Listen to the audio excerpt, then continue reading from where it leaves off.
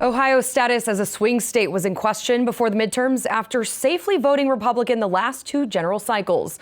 But Democrat Tim Ryan's trying to change that against Republican J.D. Vance in the race for retiring Republican Senator Rob Portman's seat. Take a look at how close this race has gotten tonight. Less close is Ohio District 8 House race. Republican Representative Warren Davidson leading that, and he is joining us now. Congressman representing the district since 2016, how are you feeling tonight about your early results? Well, the vote count's a little slower than normal. Normally by this time, we would see races being called in Ohio, and our district in particular is a little slower than some of the others around the state. So, that's the thing. When I talk to people who've been out working polls through the day, we saw, a presidential election year level turnout in a lot of Republican leaning districts and off-year election levels of turnout in more Democrat leaning districts. So if that holds, it should be a really big night for Republicans, not just here in our district, but around the state. We are starting to see that in districts around the country. What do you think is mobilizing Republicans to come out to vote in these numbers? I think Republicans and independents and maybe even some former Democrats are just looking at the results. You can listen to all the campaign ads, but people know what they're experiencing. The economy always is a top of mind issue, but with inflation where it is today, gas, groceries, and they know that the energy policy decisions, no matter what the Biden administration says, they know that these were intentional policy decisions. They weren't, some random event that somehow happened. It is the result of policy decisions, and they can see the timeline. And so they're not really buying that. They can see that the freedoms that they've taken under attack, whether that's from COVID legacy frustrations or the kind of cancel culture mindset. That's a big deal. And security issues, whether that's community safety, national security, or really a component of that, border security. Those things are all top of mind when I talk to voters, and they're very frustrated with Joe Biden on every one. As we go through the night, if this Republican wave does happen in the House and the Senate, how much do you think Republicans are going to be able to accomplish without a resounding majority in the Senate, and especially with a Democrat in the White House? Yeah, I mean, some people view that as a great thing. Neither party can accomplish much.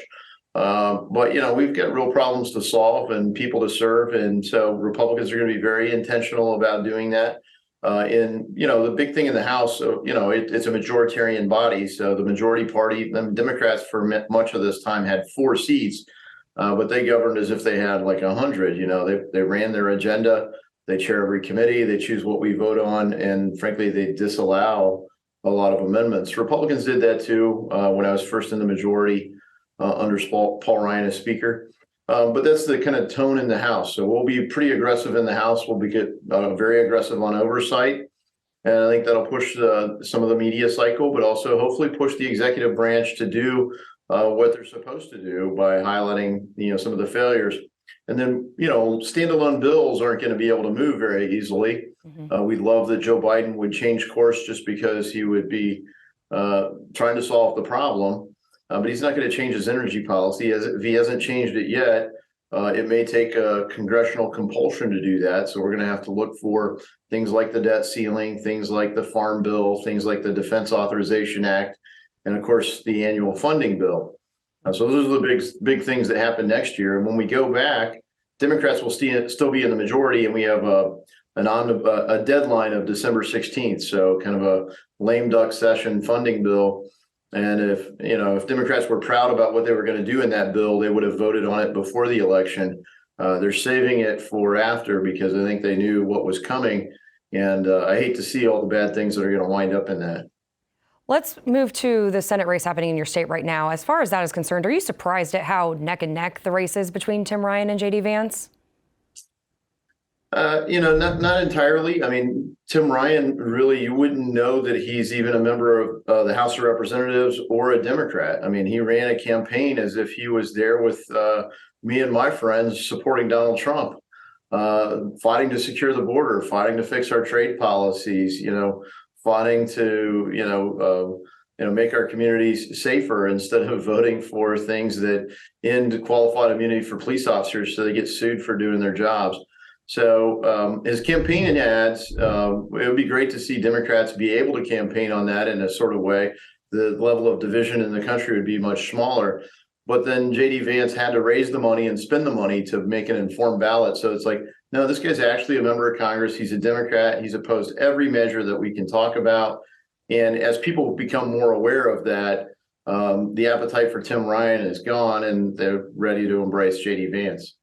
If it doesn't turn out that way, what could this race tell us about the red wave that Republicans are hoping for tonight? It'll say if you campaign as if you're a Republican, you might have a chance of winning. So I don't know if Democrats are ready to do that. They certainly didn't campaign that way broadly around the country. Tim Ryan was an outlier in campaigning that way. I wish his voting record was more like his campaign message.